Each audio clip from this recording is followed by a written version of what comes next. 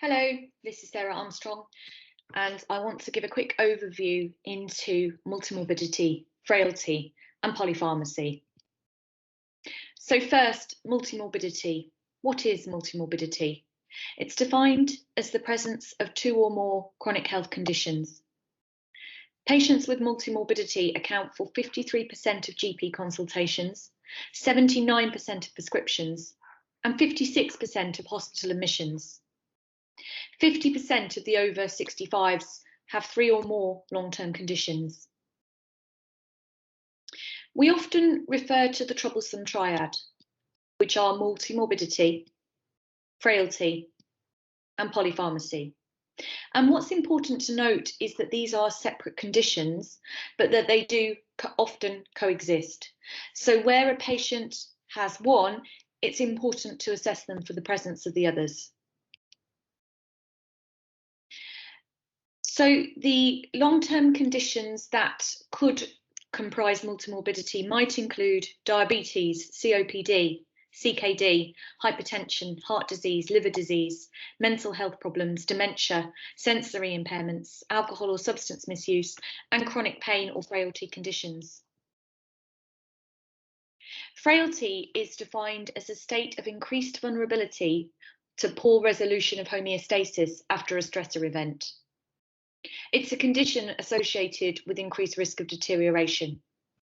It can present with falls, increased sensitivity to drugs, reduced mobility, poor physical strength, weight loss, incontinence, or decompensation with a minor illness. Polypharmacy is when a person is taking multiple medicines. The average number of prescription items per year for any one person in England has increased from 13 in 2003 to 19 in 2013. We generally define polypharmacy as being more than 10 items. The King's Fund likes to divide polypharmacy into appropriate and problematic. So appropriate is where prescribing for an individual for complex or multiple conditions in circumstances where the medicine use has been optimised and where the medicines are properly prescribed according to best evidence. Problematic polypharmacy refers to multiple medicines prescribed inappropriately, or where the intended benefits of the medicines are not realised, or where the risk outweighs the benefits. It's really important that we remember that these are separate conditions that can overlap, because this will allow us to tailor our approach to management to the patient in front of us. So we might consider a 45-year-old, fit and well, but with diabetes and hypertension. That person is generally in good health, still working, lives by themselves and is independent, but takes several medications. They would fall into the definition of multimorbidity and polypharmacy if they were needing medications to control their conditions. However, it would be unlikely that they would be classified as frail. On the other hand, we may have a bed-bound 85-year-old in a nursing home with several medical conditions who takes lots of medication, and they may be multimorbid, have polypharmacy and frailty. Multimorbidity. So multimorbidity is associated with a reduced quality of life, higher mortality, polypharmacy and high treatment burden, higher rates of adverse drug events, and greater health service use. Treatment regimes, including non-pharmacological, can easily become very burdensome for people with multimorbidity. Equally, their care can become uncoordinated and fragmented, and sometimes they can become overwhelmed with the sheer number of appointments that they're required to attend. The NICE guidelines tell us that we should identify these patients and make continuity of care a priority. We should work to minimise, coordinate or prioritise the appointments so that the individual does not feel overwhelmed. We should do a thorough structured medication review to try and reduce the treatment burden. We should offer patient-centred management plans, establishing patient goals, values and priorities. And of course, always assess for frailty. Frailty. It's very important that we recognise and read code frailty and therefore conduct regular frailty reviews. So there's a host of toolkits out there to identify frail patients. Some of them may include timed get up and go test, gait speed, Prisma 7 score, Edmonton Frail Scale, Clinical Frailty Scale, and the Electronic Frailty Scale, which we will learn more about later. Apologies that this has not come up very well in the lecture, but there is a link to this later on in your workbook. This just gives an overview of the Clinical Frailty Scale, which is very much a functional scale. It looks at what the person can do independently.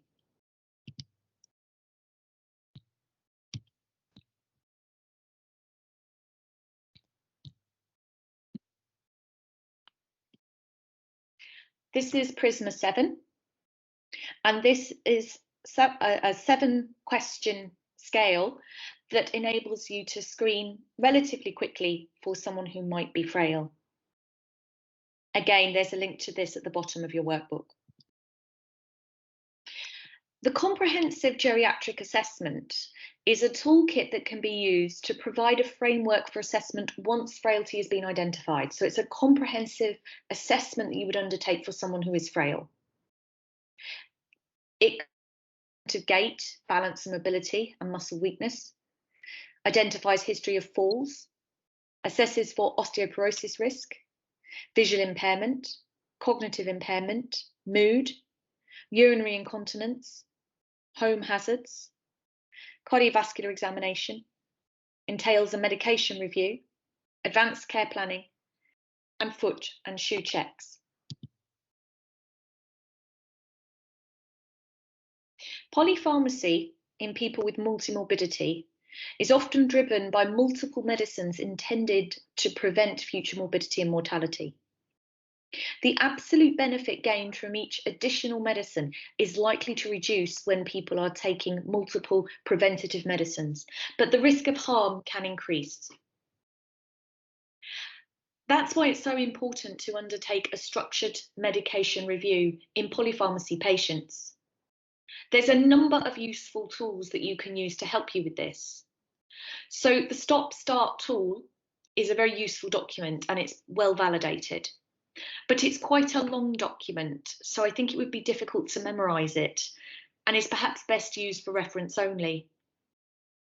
The Press Quick tool will be detailed later in this lecture. The Comprehensive Geriatric Assessment Toolkit has a section on how to undertake a structured medication review. And the 7-step process, which was produced by the Scottish Government, provides a really logical way of undertaking and approaching a medication review. So this is a link to the Press Quip, and this is available within your workbooks. And this is the 7 steps to appropriate polypharmacy tool. So we're going to spend a few minutes now thinking about a case study and thinking about how we might apply the 7-step process to this case study. So we have an 87-year-old woman who has cerebral vascular disease. So she had a stroke 5 years ago, and she's also got vascular dementia. She's got hypertension, ischemic heart disease, atrial fibrillation, type 2 diabetes, osteoporosis, recurrent UTIs, COPD, hypothyroidism. Her results, so her diabetes is well controlled, 6.6 or 40. Blood pressure is 106/56.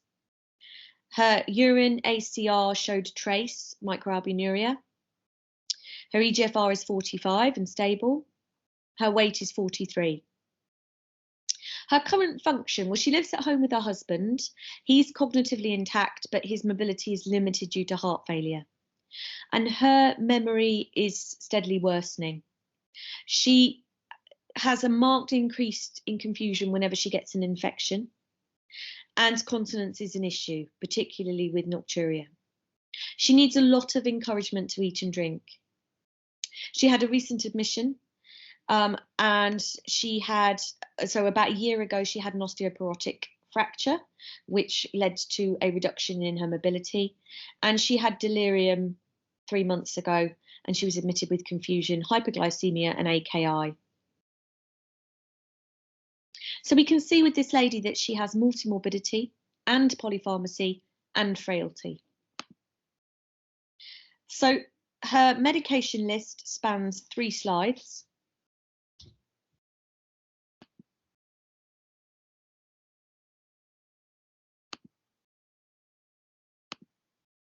So if you need to pause the lecture at any point and go back to any of those slides, please feel free to do so. So the first thing when applying this 7-step process is what matters to this patient.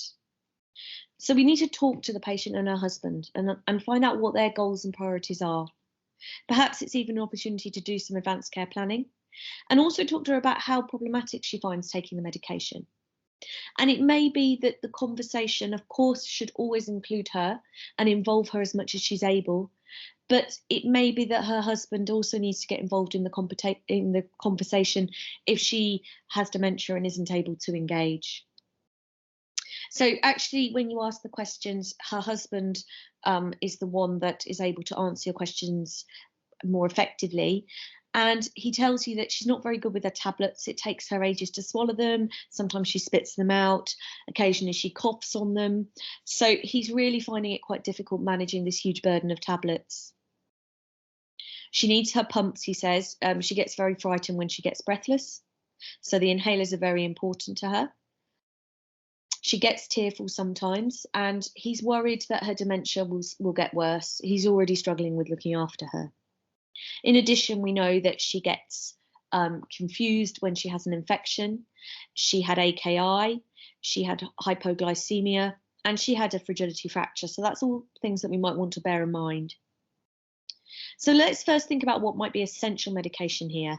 Well, firstly, levothyroxine, because it's not something we want to stop suddenly, but it might be worth checking her TFTs to see if we can reduce the dose. Mirtazapine, whilst not being essential and whilst it can cause harm, so things like drowsiness, we wouldn't want to suddenly stop it without some sort of tapering plan or review of her mood, particularly as her husband has identified that he's quite worried about her mood. What might be unnecessary on her list of medication? Well, we know her diabetes is well controlled, and we know that recently she was admitted with hypoglycemia. So certainly gliclazide can cause hypoglycemia. We probably want to stop that. And given how well controlled her diabetes is, we could probably lose the metformin as well. Her BP is well controlled, and if anything, it's almost a bit on the low side. So perhaps we could stop her indapamide and perindopril. The following would be a sort of risk versus benefit decision. So alendronate and calcium. Well, alendronate can have quite a few side effects, and generally we say that bisphosphonates should be discontinued after 3 years after a repeat DEXA. But it might be worth thinking about how long she's been on it, because she had a fragility fracture last year. So when was this started? Has she had her 3 years, or was this started a year ago in response to the fragility fracture? So given that she's high risk for that, that might be one we want to continue unless it's causing problems or her time period of being on it has expired. Atorvastatin, again, it's a risk benefit. It would potentially help reduce the risk of her having another stroke, but it can also be associated with side effects. And it might be that preventative medicine is not one of her priorities now. Paracetamol, she's on it 4 times daily. It's worth asking about her pain, because it could either be stopped or even potentially reduced to as required. Harmful medication, well, she's on Zopiclone, and we know that that can be dangerous in older people. It can increase the risk of falls. Oxybutynin has what we call a high cholinergic burden, and that means it can be harmful in older people particularly. It can increase the risk of confusion, it can increase the risk of falls. So I would probably stop that one as well. She's on 2 anticoagulants, clopidogrel and rivaroxaban, and again I would look to stop one of those because of the bleeding risk. The rivaroxaban is on at 20, and at her EGFR, we could potentially look to reduce that to 10. Although the patient and her carer have identified that the inhalers are important to her, ipratropium also has a high anticholinergic burden, so that might be one to think about stopping. So when we do that, we can see that we've taken her medication down from 19 items, spanning 3 slides, to 10 items. So in summary, multimorbidity, frailty, and polypharmacy are different things, but there's often overlap. If a patient has one, it's really important to look out for the others. Offer patient-centered care and offer at least an annual frailty review. Undertake a structured medication review in all 3 groups. Thanks for your attention today. I hope you found it useful.